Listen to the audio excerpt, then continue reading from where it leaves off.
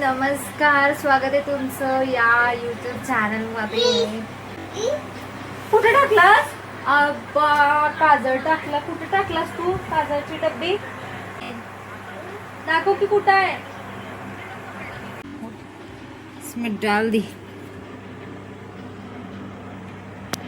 कुठं आहे रौनक? हा कुठे रे? हा इथं पोली आणि सांगतोय गेली गेली म्हणतोय. बापरे अवघड के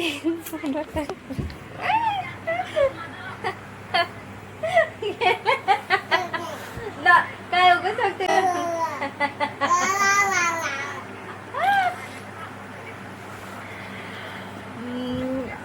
मी आता तुम्हाला मी हे सांगणार होते की ना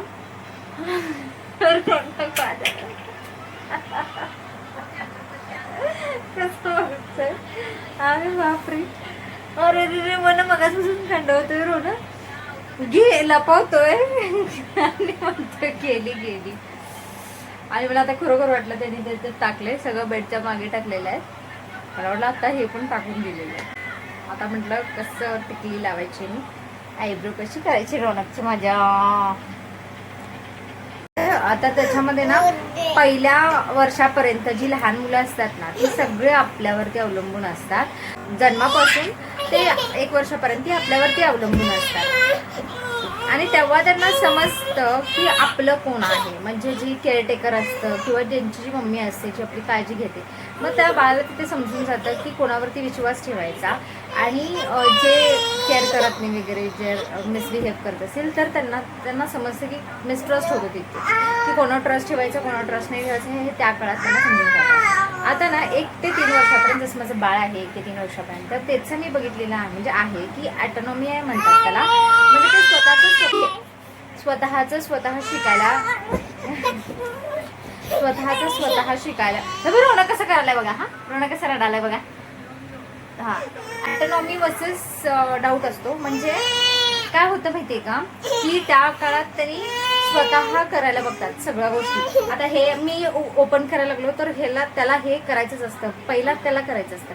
तर हे काय असतं की हे गिरवणं की काय असतं, त्यांना शिकायची इच्छा असते, ते वेगवेगळ्या गोष्टी शिकायचा प्रयत्न करत असतात. हे काढून दे रे. वेगवेगळ्या गोष्टी शिकायची इच्छा असते. जर आपण त्यांना म्हटलं की ठीक आहे तू काढ तर त्यांचं कॉन्फिडन्स वाढतो की त्यांना शिकायला मिळतं नवीन. पण जर आपण त्यांना म्हटलं इकडं हे कर ते कर शांत बस असं जर बोललं तर त्यांना डाऊट यायला लागतो. म्हणजे असं वाटायला लागतं की आपण जे करतो ते योग्य आहे का. ह्या गोष्टी तिथे पहिल्या 1 ते 3 वर्षामध्ये होतात. तर आपल्याला माहिती पाहिजे की आपण लहान मुलांना कुठे थांबवलं पाहिजे आणि कुठे नाही. ह्या गोष्टी छोट्या बाळांच्या कामाला यायला लागल्या आणि तसंच तुमच्याही येईल. जसं पुढे पुढे जाईल तसं मी तुम्हाला सांगणार आहे. आमचे ह्यानी गेलेले आहेत बाहेर कामानिमित्त. मला टेन्शन होतं की आता रौनक कसं राहणार, बावलेलं आहे आणि तो आता मस्तीमध्ये एन्जॉय तर करते. गाईस मी इन्स्टंट शाबू केलेली आहे बघा कशी झाली आहे. कुकरची शाबू आहे, किती मस्त झाली आहे. टेस्ट पण छान वाटते. कधी पण ह्या कॅमेऱ्यानं आम्ही चाललो आहे पोलिओचा डोस घेण्यासाठी. 2 बूंद जिंदगी के. दिसलाय अरे 2 बूंद जिंदगी के. चला या इथं काय करा लागल्या. आलेला आहे सरकारी भानगड काय आहे.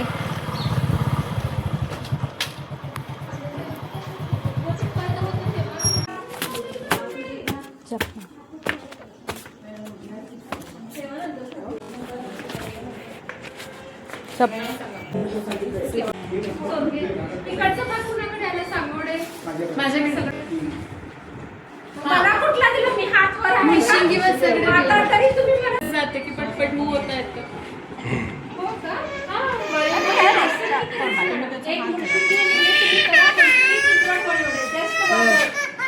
आय विल लुक आफ्टर सगळे साकडे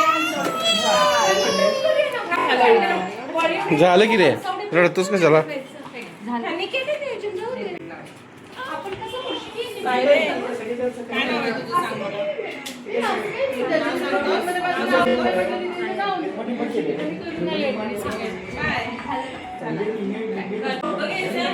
बाय बाय पहिला बाय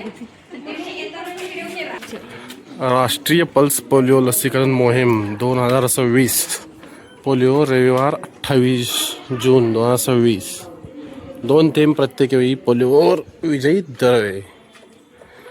आपल्या बालकांचे संपूर्ण लसीकरण करून घ्या. हे काय?